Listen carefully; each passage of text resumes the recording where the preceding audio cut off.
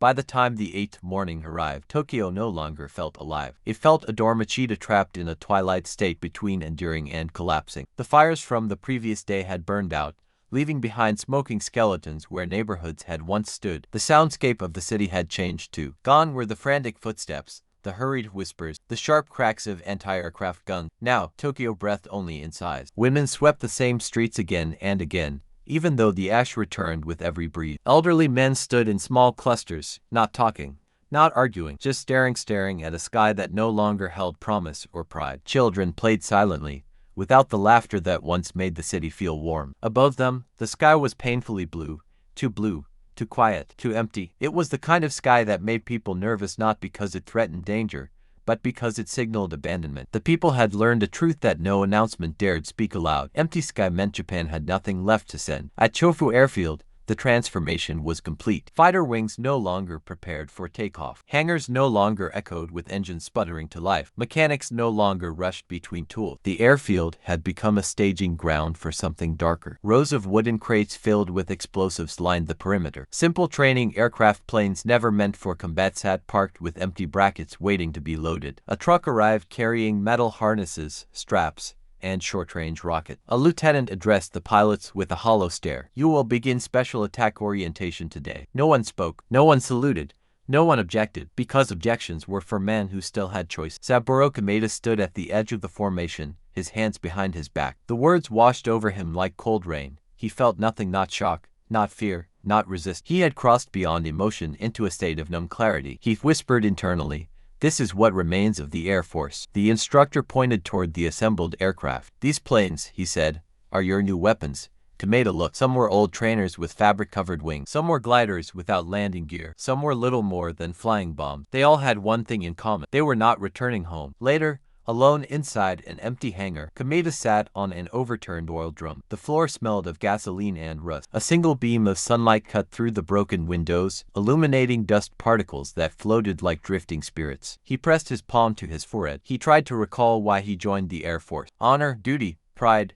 a chance to fly. None of those reasons meant anything now. A voice came from behind. "Saburo." It was Lieutenant Mochizuki's brother, his older, grieving brother, arriving with a message. "They want you in briefing," he said. Kameda nodded slowly. But before he stood, he asked a question that broke the man's composure. Why did they let him die in a machine that couldn't survive a climb? The man swallowed hard. His voice cracked. Because there wasn't anything else left to give him. Meanwhile, on Iwo Jima, the Mustangs prepared for another sweep, but today felt different. The ground crews moved slower than usual, not from laziness, but from a strain, creeping discomfort, as if polishing the wings of these beautiful machines felt wrong while the enemy below had nothing left. Tap read through the intel briefings, eyebrows drawn tight. Yellin approached him. "What do we know?" Tap handed him the papers. Yellin skimmed them, his heart tight. "Kamikaze activity increasing. Training airfields report launches of special attack unit. Intel, Japanese air defense remains near zero. No fighters?" Yellin asked. Tap shook his head. "None with rain, none with fuel, none with pilots left to fly. So what's rising from those air..." Tap looked toward the horizon. Desperation. As the Mustangs took off,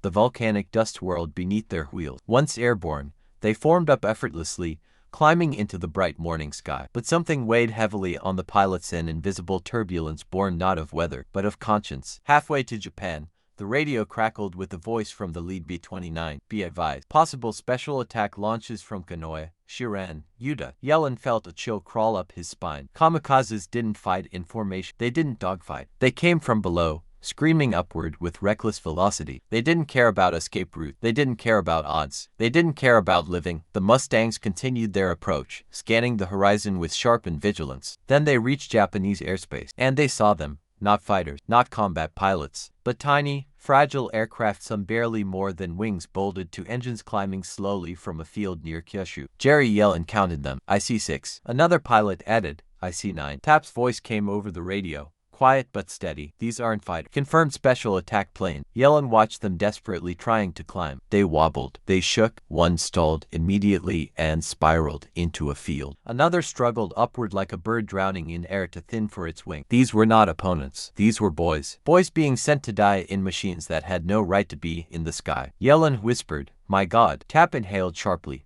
"Engage. We cannot let them reach the fleet." The Mustangs dove. From inside his cockpit, One young Japanese kamikaze pilot, barely 16, saw the P-51s descending like silver thunderbolt. He gripped his controls, eyes wide with terror and acceptance. He whispered a name, his mother's, and the sky erupted around him. A burst of .50 caliber rounds tore through his right wing. Another Mustang hit his tail. The aircraft jolted violently. His engine coughed. The cockpit filled with smoke. He had been airborne for 90 seconds. He tried to maintain control. He tried to hold the plane steady. He tried to fulfill the order given to him. But his aircraft, a frail, desperate thing, disintegrated under American fire. It fell in pieces, and he with it. Another kamikaze broke off, climbing steeply, engine screaming. Yellin banked hard, lining up behind. The young Japanese pilot didn't even try to evade. He simply pressed forward, determined to strike something, anything. "Break off," Yellin murmured, almost pleading in his heart. "Break off, please." But he didn't. Yellin squeezed the trigger. The Mustang's guns roared. The kamikaze's canopy burst apart. The plane pitched downward and vanished in a plume of dirt and flame. Yellin cursed under his breath, not at the pilot, at the war. By the end of the engagement, the Mustangs had destroyed them all. Every kamikaze, every fragile machine, every desperate attempt at resistance. As the last burning wreckage faded into smoke, Yellin looked at the sky around him, and something terrifying dawned on him. The Japanese had nothing left to fight with, except their own bodies. This wasn't war anymore. This was suicide. This was collapse. This was the sky devouring the last remnants of a nation that once dreamed of ruling the air. Tap's voice finally broke the silence. "Jerry, you okay?" Yellin didn't answer immediately. When he did, his voice cracked. "We just killed boys." Tap swallowed hard. "We saved thousands of sailors." "I know," Yellin said, "but those boys, they didn't stand a chance." No one replied. Because there was nothing to say back at Chofu, Kameda received his orders. He would report to a base where UK pilots were being trained. He would join a unit whose aircraft could not land. He would fly a rocket-propelled bomb. He folded the paper slowly, his vision blurred. The last remnants of the Japanese Air Force, once proud, once mighty, had been transformed into instruments of self-destruction. And Kameda knew there was only one direction left for Japan to fly, down. By the 9th morning, Tokyo no longer resembled a city with a pulse. It resembled a body still warm, still breathing, but only from the memory of what it once had been. Ashes floated in the air like gray snowflake, drifting without urge. The light was diffuse, dimmed by perpetual smoke. The fires no longer raged. They smoldered quietly, like coals waiting for a final gust of wind. Streets were lined with the silhouettes of burned-out buildings whose steel bones protruded like cracked ribs. People walked among them carefully, reverently, as though afraid to disturb the ruin. No one looked up anymore. The sky, once the symbol of divine protection and military might, had become something to avoid, a reminder of humiliation, a reminder of helplessness. The silence of the sky was no longer unusual. It had become normal, expected, dreadfully consistent. By now, the people of Tokyo understood something: heartbreak. If the sky was empty, it meant Japan could no longer defend it. At Chofu Airfield, the transformation was absolute. The base had ceased to function as an Air Force installation. Now it was little more than a staging ground for human sacrifice. Trucks transported crates of explosives to be mounted beneath fragile wooden wings. Old trainers' fabric and steel tubes were lined up in rows, waiting to be filled with fuel they barely deserved. A few Ki-84s sat abandoned, their engines dead, their frames too weak to withstand another minute at full power. The air smelled of rust, sweat, old oil, and despair. Kameda stood in the center of the airfield, watching as the remaining pilots were divided into groups. Some were assigned to ground defense units armed with rifles they had never trained with. Others were sent to dig anti-tank ditches, turning pilots into laborers. The rest were chosen for talk. Special attack. Kameda's name was on that list. He felt nothing. Not fear, not anger, not pride, just hollow accept. A young officer approached him. "Saburo Kameda." Kameda nodded. "You'll be transferred tomorrow to a training site outside Yokosuka. They'll assign your aircraft there."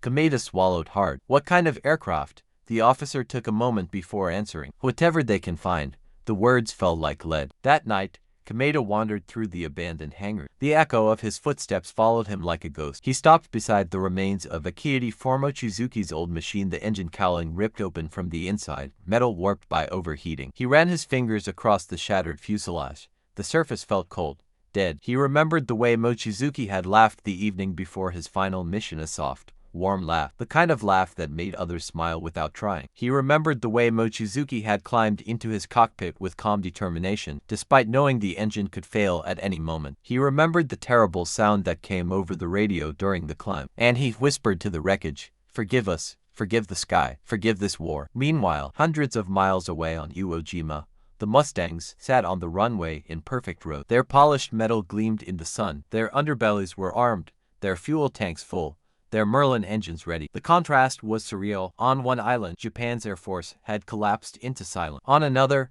America's Air Corps stood at the height of its power. Yellin stood beside his P-51, helmet in hand, staring at the horizon. He felt old not in years, but in weight. He had flown dozens of missions. He had seen death in every form imaginable. He had survived dogfights, flak, mechanical failures, but nothing had prepared him for this. Flying into a sky where the enemy had vanished. Tap approached with a clipboard, fatigue in his eyes. Briefing, let's hear it, Yellin replied. Tap handed him the mission plan. Yellin scanned it. Escort. Strike targets near Yokohama. Expected resistance. Minimal to 0. He looked up. 0. Tap nodded. Intel says their fuel stockpiles are exhausted. They may send kamikazes if they have anything left. Yellin sighed. Desperation. Yeah, Tap murmured, and desperation is hard to predict. The Mustangs lifted off, climbing into a sky so clear it felt unreal. Their engines roared, echoing across the volcanic island. They formed up, flying in tight formation, their wings reflecting sunlight like blades. Halfway to Japan, the radio came alive. Command to all aircraft be advised. Possible special attack launches from coastal airstrip. Yellin felt a knot tighten in his stomach. After the previous day's encounter, he knew what that meant. Not pilot, not warrior boys. Boys forced into aircraft that barely flew. Boys given missions that had no survival path. Boys thrown into the sky like offerings to the storm. As the Mustangs crossed the Japanese coastline, they saw movement near a small airfield. Tiny dots, rising slowly, climbing with struggle. Tap spoke first. Visual contact. 9. Maybe 10. Another pilot added.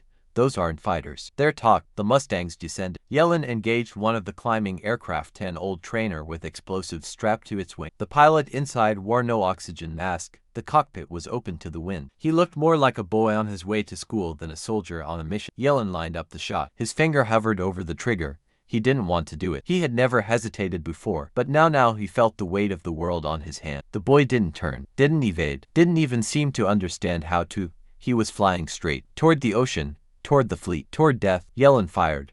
The round struck the left wing. The aircraft tipped violently. The boy inside reached for the controls, panic on his face. Then the plane burst into flame. Yellin pulled away sharply, blinking tears he refused to acknowledge. Another down, someone reported, but no one felt victory. They felt sick. By the end of the mission, all the kamikazes had been destroyed. None reached the fleet. None survived. The Mustangs turned toward home in silence. As they flew over the mainland, Yellin looked down. He saw burned fields, ruined cities, empty airfield, and roads filled with soldiers walking, not toward battle, but toward fortifications for a last stand. He whispered into his mask, God, how much more can they take? On the ground below, at the kamikaze training site where Kameda had just arrived, a small group of new recruits gathered outside a wooden barrack. The instructor, a weak, tired man who had lost all hope, handed them scraps of paper. Write your final letters, he said. Your families will receive them after your mission. Kameda stared at the blank page. What could he write? What could he say? He wasn't ready to die. But readiness was irrelevant. He wrote slowly. Mother,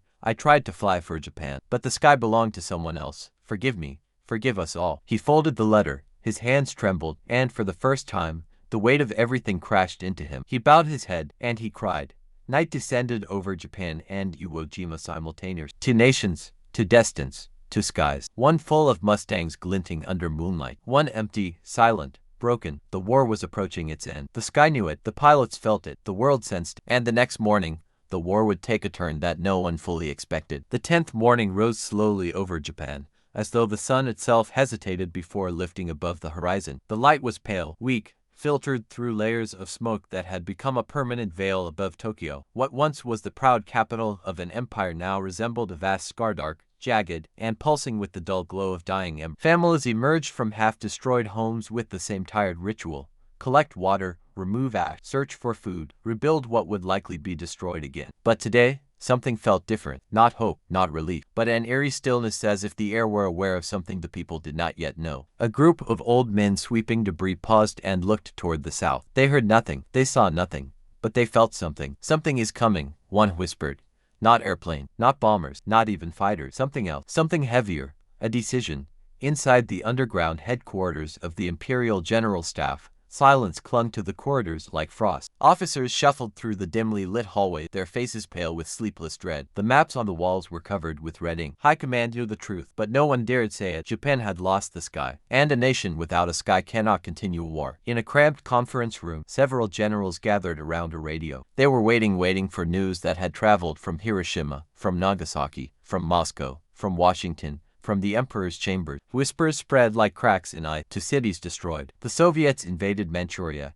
Our last oil depots are gone. The Emperor, he speaks of ending it. One general clenched his fists. We cannot surrender. The army will not accept. Another looked him directly in the eyes. This isn't about acceptance anymore. The room fell silent because he was right. Far from Tokyo, Saburo Kameda stood outside his barracks at the kamikaze training site in Yokosuka. He held his flight suit in one hand and his farewell letter in the other. The sky above him was painfully blue, stretching endlessly toward the sea. Two instructors walked down the row, calling name Kojima, Takehara, Sakai, Kameda. He straightened, heart pounding. This was it. This was the moment when the path of his life, long or short, would split in two. An officer approached him, not stern, not angry, just exhausted. Kameda Saburo, he said, stand by, for assignment, stand by. The two words sent a strange shock through him. Not assigned, not today. But why? The officer leaned in close, lowering his voice. There is confusion in high command. You may be held in reserve. Reserve? Another polite word for waiting to dilate. Kameda nodded, but his mind raced. Confusion. High command. Why now? Something was changing. Somewhere beyond the reach of the barrack. Something big enough to shake even the foundations of the suicide corps. The officer whispered, do not speak of this, but there is talk of orders from the palace. The palace. He felt his knees weaken. If orders were coming from there, the war was shifting. Meanwhile, on Iwo Jima, Jerry Yellin walked toward his Mustang with the familiar weight of habit and the unfamiliar weight of uncertainty. Around him, the air hummed with the metallic sounds of preparation. Fuel lines pumping, ground crews tightening bolt, armorers loading ammunition belt. But the atmosphere was different today. Pilots spoke more quietly, ground crews moved more slowly. Officers looked at the horizon more often than at their clipboard. Tap approached with a briefing folder under his arm, but his expression gave away everything. Something was wrong. What's going on, Jack? Yellin asked. Tap exhaled deeply. Intel is strained. They're saying the Japanese may be preparing to surrender. Nothing confirmed, but chatter is everywhere. Yellin blinked. Surrender today, Tap shrugged, or tomorrow, or in a week. No one knows. And the mission, we fly. Orders haven't changed. That was the cruel beauty of the air war. Even on the last day, even on the last hour, pilots flew until someone with more rank told them to stop. Yellin looked toward the Pacific, its waves shimmering in the early sunlight. Feels different today, he murmured. Tap nodded. Feels like the world is holding its breath. The Mustangs roared down the runway and lifted off into the morning sky. The formation tightened, engines humming like a choir of metal giants. As they climbed, the island shrank behind them, and the blue expanse of the Pacific opened like a doorway into fate. Halfway to Japan, the radio crackled. Be advised. Signals intercept indicates Japanese communications in disarray. Possible withdrawal of air assets. Yellin smirked grimly. They don't have air assets to withdraw. But the message meant something more. It meant chaos. It meant decision. It meant the war was entering its final tremor. As the Mustangs neared the Japanese mainland, they scanned the sky with sharpened senses. No fighters, no contrail, no kamikaze, not even training aircraft. The sky was not empty and silent. It was empty with intent. Something had shifted. Below them, the Japanese coastline was eerily quiet. Villages stood half abandoned. Factories sat idle. Chimneys cold. Fields lay fallow, their farmers drafted into hopeless militias. Roads were filled not with soldiers marching to battle, but with refugees moving inland with whatever belongings they could carry. One Mustang pilot whispered, "Where's everyone?" Another answered, "Hiding." But Yellin knew better. Not hiding, listening, waiting for something that had not yet been spoken aloud. Back on the ground at the kamikaze training base, Kameda and the other pilots were assembled unexpectedly. The commander entered, his uniform immaculate, his face pale. "Pilots," he began, voice wavering, "you will stand down from operations until further notice." A murmur swept through the group. Stand down? Impossible. Unthinkable. Kameda felt his heart hammer inside his ribcage. The commander continued, "Higher authority is reviewing the strategic situation." Strategic situation. Another phrase. Another mask. It meant negotiation. It meant uncertainty. It meant Japan was considering the unthinkable. One young pilot raised his hand, voice trembling. "Sir, does this mean the war is ending?" The commander looked at him with eyes filled with unspeakable sorrow. "I do not know," he said, but he did know. And everyone in the room felt it. The war was cracking, and through its cracks, light or something like light began to seep. In the sky above, Yellin's squadron reached Tokyo, and what they saw was beyond surreal. The city did not react. No sirens, no anti-aircraft fire, no attempts at camouflage, no panic. No movement. Tokyo merely watched. Silent, helpless, resigned. Yellin flew over the imperial palace. He felt chills. There, in the center of the ruined city, stood the last sacred symbol of a nation that had lost everything else. And even it felt smaller today. After their sweep, the Mustangs turned home. The radio remained strangely quiet. Halfway back to Iwo Jima, static burst across the channel. All aircraft, stand by. Possible ceasefire order. Repeat. Possible ceasefire order. The cockpit fell silent. Yellin felt something shift inside him. Something he couldn't name. Something like relief. Something like fear. Something like disbelief. He whispered, "God, is this it?" Tap's voice crackled through the radio. "Jerry, keep your eyes open. War isn't over until it's over." Yellin nodded. He knew many men died in wars that had already been decided. That night, both nations waited in breathless uncertainty. Japan with dread, America with hope, the world with disbelief. Soldiers sharpened bayonets they might never use. Pilots cleaned goggles they might never wear again. Mothers whispered prayers they were afraid to finish. In Tokyo, Kameda lay awake, staring at the ceiling of his barrack. He felt suspended between life and death, between fate and possibility. In Iwo Jima, Yellin lay on his cot, staring into the darkness. He felt the weight of history pressing down on him. Neither man knew that the next day would bring events that would shape the destiny of both and lead one into immortality. The war was trembling.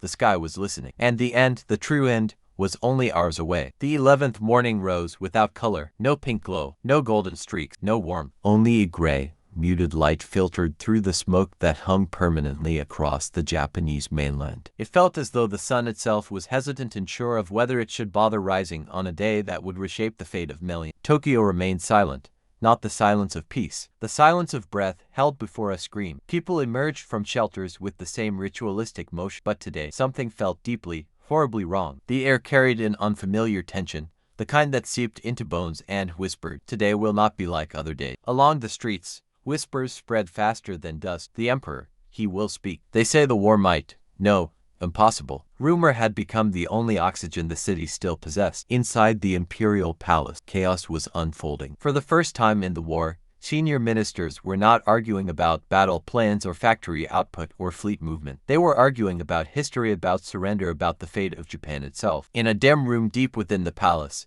Emperor Hirohito sat with his advisors, his face pale, his hands folded immaculately on his lap. The room was silent, except for the distant rumble of artillery far, far away. An aide approached him with a silk-bound document. "Your Majesty, the declaration is ready." The Emperor nodded slowly. His voice was barely audible. "I will end the suffering." Those words, soft, fragile, impossibly heavy, echoed through the palace walls like a tremor. Nearby, generals stood frozen, some in disbelief, some in fury, some in silent grief. A few bowed deeply, tears in their eyes. Others clenched their fists behind their backs. General Anami, the war minister, trembled with conflict. "Your Majesty," he said carefully, "the army will not accept surrender." The Emperor's eyes, calm and sorrowful, met his. "The army," Hirohito whispered, "will do as its Emperor commands." But Anami knew better. The military was fractured. Some fanatics would never accept defeat. They believed surrender was worse than death, worse than annihilation. And they would fight the Emperor himself if forced. Down the hall, a small recording room had been prepared, microphones carefully arranged. The Emperor's speech written in classical Japanese, its meaning clear. Japan would accept the Potsdam Declaration. Japan would surrender. Japan would end the war. But only a handful of men knew this,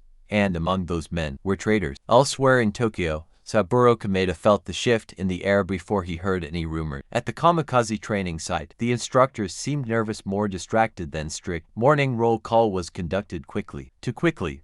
Eyes darted, voices trembled. Then, abruptly, the base commander ordered, "All pilots stand by inside barrack. Nobody leaves. Await further instruction." Pilots looked at each other, confused. Stand by, no training, no briefings. Something was wrong, very wrong. Kameda sat on his bunk, listening. Outside, he heard boots running, vehicles starting, officers shouting. Then someone whispered through the window, "They say the Emperor may surrender." A chill shot through Kameda's entire body. Surrender. The word felt impossible, forbidden, unthinkable. He whispered back, "Who said that?" "No one knows, but something is happening in the palace. Something big." Kameda felt his heart pound. He should have felt relief. He should have felt joy. He should have felt saved. But all he felt was dread, because he knew what elite, desperate military officers were capable of. And he knew they would rather burn Japan to ashes than let it surrender. Inside the palace, Hirohito recorded his speech. His voice was calm, measured, almost too gentle for a nation drowning in fire. But as he finished the final line, "Endure the unendurable," storms broke inside the hearts of fanatics in the military. To them, surrender was treason, and treason deserved death. Near midnight, the coup began. A faction of the Imperial Guard led by fanatical young officers stormed the palace ground. Their boots thundered across sacred stone. Their rifles were loaded. Their eyes were wild with feverish resolve. One of them shouted, "We will save Japan from dishonor." They seized Key building, arrested high-ranking ministers, cut telephone lines, tried to find the recording of the emperor's surrender speech. The rebels searched the palace desperately, tearing through rooms, overturning furniture, demanding, "Where is the recording?" Somewhere in the darkness, a loyal court chamberlain hid the lacquered box containing the record. He clutched it to his chest like a newborn child. He hid in a janitor's closet. He locked the door. He held his breath as soldiers ran past. If he were found, he would be shot. If the record were destroyed, the war would continue. More cities would burn. More men would die. More boys like Kamado would be sent into the sky inside flying coffins. He whispered into the darkness, "Hold, hold, hold." At the kamikaze base, chaos erupted. Lights turned on. Officers yelled orders. Weapons were distributed. Pilots were told to guard the gate. Nobody knew whom they were guarding against. Rumors spread like fire in dry grass. A coup. The army is revolting. They want to stop the emperor. We might be deployed to Tokyo. They will drag us into a final battle. Kameda grabbed his jacket and ran outside. He saw officers huddled together, arguing in frantic whispers. One slammed his fist on a table. "We must protect the emperor's wishes no matter the cost." Another shouted, "If the army rebels, we are finished." Kameda approached cautiously. "Sir, what is happening?" The officer looked at him with haunted eyes. "War within war," he said. "Our own army is tearing itself apart." Kameda felt his knees weaken. If Japan began killing its own, there would be no sky left to die for. Meanwhile, on Iwo Jima, at the exact same moment the coup began, Jerry Yellin lay awake on his cot. He stared at the ceiling of his tent. Something felt wrong. He didn't know why. He didn't know how. But he felt it. The air was too still, the island too quiet. Even the sea seemed to hold its breath. He sat up. Tap snored lightly in the cot beside. Jerry rubbed his eyes and whispered, "Something's happening." He stepped outside into the humid night. The moon cast long shadows across the airfield. Mustangs sat in perfect rows, their wings glowing under the silver light. He walked between them, running his hand along the cool metal. He felt connected, grounded, yet strangely suspended between yesterday and tomorrow. In a few hours, he would be briefed for another mission. Maybe the last, maybe not. He whispered to the Mustang, "Just one more time. Whatever's coming, we'll face it." He didn't know yet, but the next morning, August 14th, 1945, he would fly the final combat mission of the Second World War. Back in Tokyo, the coup reached its climax. The rebels located the emperor's chamber. They approached the door, guns raised, fingers tightening on triggers. A loyal commander stepped in front of them. "This is madness," he said. "Stand down." The rebel officer screamed, "Surrender is dishonor. We will save Japan." Before shots could be fired, a General Anami arrived, wearing full uniform. Everyone froze. He spoke quietly, but his voice held the gravity of a mountain. "Put down your weapon." The rebels trembled. They hesitated. Anami unsheathed his sword, not to attack, but to lay it on the floor. "I will take responsibility," he said. The rebels stared. Then, slowly, they lowered their rifles. The coup dissolved. The emperor's will would stand. Japan would surrender. The war would end. But dawn was still hours away, and information traveled slowly, and soldiers still manned their posts, and pilots still waited in their cockpit, and kamikazes still stood ready. The world was transitioning, but no one knew it yet. In a few hours, men would take to the sky not knowing they were fighting in a war that had already ended. Kamado would face a choice he never imagined. Yellin would fly into history, and the sky would witness its final death cry. Midnight passed over Tokyo like a slow, suffocating wave. The smoke in the air hung low, pressing against rooftops and drifting through empty streets as if the city itself were exhaling its final, exhausted breath. Somewhere in the distance, sirens wailed faintly, not from incoming bombers, but from military trucks racing between districts, their engines growling with desperation. The attempted coup had collapsed, but its aftershocks were everywhere. Inside the imperial palace, loyal soldiers escorted trembling officials back to their posts. The lacquered box containing the emperor's surrender recording had been saved by inches, by seconds, by the courage of men who chose duty over fanaticism. But the chaos had spread far beyond the palace wall. Across Japan, bases received mixed orders. Some were told to stand down. Others were told to prepare for final battle. Most heard nothing at all. Confusion was now the true commander of the empire. At the kamikaze training site in Yokosuka,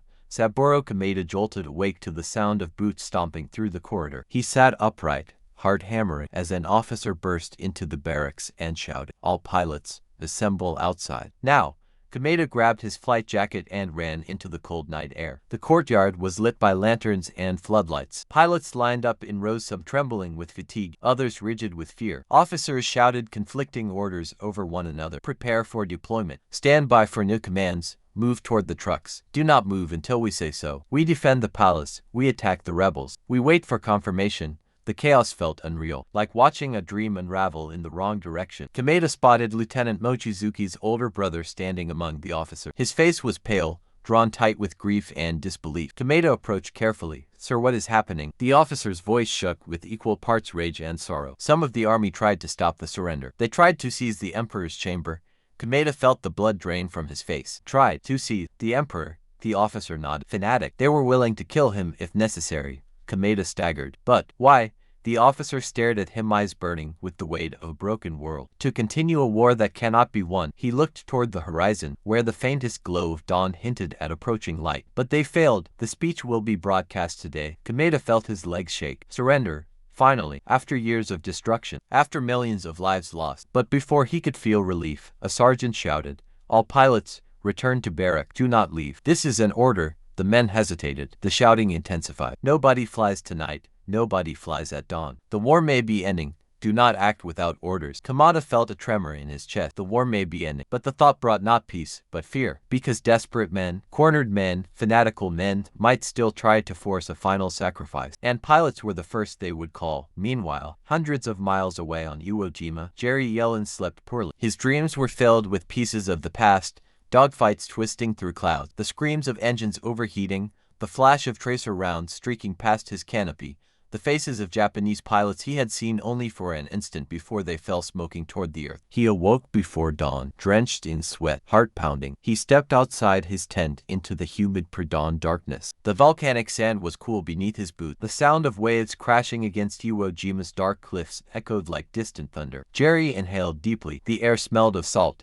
gasoline, and anticipation. Before he could gather his thought, Tap emerged from his tent, rubbing his eyes. "You're up early," Tap said. "Couldn't sleep." "Me neither." They stood together in silence, watching the horizon lighten faintly. "You feel it, Jack?" Jerry asked. Tap nodded slowly. "Yeah, something's different." Jerry swallowed. "Do you think the war might be ending?" Tap looked at him with an expression that was more tired than hopeful. "I think it might, but we haven't been told that. And until we are," he pointed toward the Mustangs lined up in the dim light, "we fly." Jerry nodded. He knew. Pilots flew until someone higher said otherwise. Orders ruled the air, and today, orders would send him into the sky one last time. At 5 o'clock, the mission briefing began. The pilots of the 78th Fighter Squadron gathered inside the operations tent. The air was thick with tension. Officers whispered to one another. Maps were spread across tables. Finally, the commanding officer stepped forward. "Gentlemen, intelligence reports massive confusion inside Japan. You may encounter uncoordinated unit, desperation tactic, or nothing at all."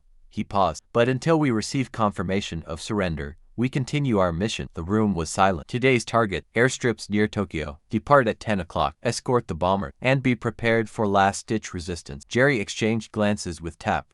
No one said it aloud, but everyone felt this could be the last mission of the war. Back at the kamikaze base, the sky brightened into pale morning light. Kameda stood alone near the hangar, staring at the wooden trainer aircraft lined up on the field. Some had fuel lines attached, others had small racks beneath the wings for explosive. He felt a strange, disorienting combination of hope and terror. Hope that surrender was coming. Terror that some officer, desperate or deranged, might launch the kamikazes before the Emperor's broadcast. If he were ordered to fly before the broadcast, he would not return alive. He swallowed hard. He did not want to die.